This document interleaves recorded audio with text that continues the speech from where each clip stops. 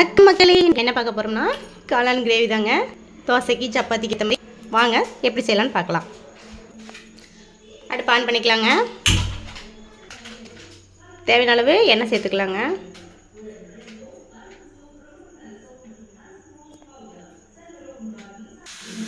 எண்ணெய் காஞ்சிச்சு, கடுகு சேர்த்துக்கலாம். கடுகு பொரியுதுங்க. நம்ம வெங்காயம் சேர்த்துக்கலாம். பெரிய வெங்காயம் கட் பண்ணி வச்சுருக்கேன். இஞ்சி பூண்டு தட்டி வச்சுருக்கேங்க, கொஞ்சமாக சேர்த்துக்கலாம். நம்ம 2 கொத்து கருவேப்பிலை சேர்த்துக்கலாம். நான் ஒரு தக்காளி கட் பண்ணி போட்டிருக்கேங்க. 2 தக்காளியை அரைச்சி ஊற்றிக்கலாம். 2 தக்காளி அரைச்சிருக்கேங்க, அதை நம்ம சேர்த்துக்கலாம். நம்ம கிரேவிக்கு தேவையான அளவு உப்பு சேர்த்துக்கலாங்க. 1/2 ஸ்பூன் மிளகாத்தூள் சேர்த்துக்கலாம். ஒரு பச்சை மிளகாயை நம்ம சேர்த்துக்கலாங்க. மஞ்சத்தூள் 1/2 ஸ்பூன் சேர்த்துக்கலாம்.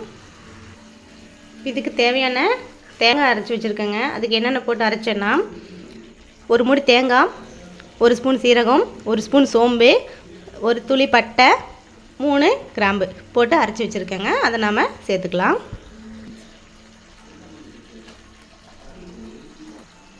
ஜார் அலசி கொஞ்சமாக தண்ணி சேர்த்துக்கலாம். கொதிக்குதுங்க. இப்போ நாம் சுத்தம் பண்ணி வச்சுக்கிற சிப்பி காளானை சேர்த்துக்கலாம்.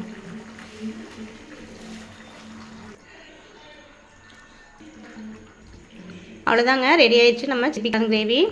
தோசைக்கு, சப்பாத்திக்கு, சாப்பாட்டுக்கு எல்லாத்துக்குமே சூப்பராக இருக்கும். நீங்கள் ஒரு தடவை ட்ரை பண்ணி பாருங்கள்.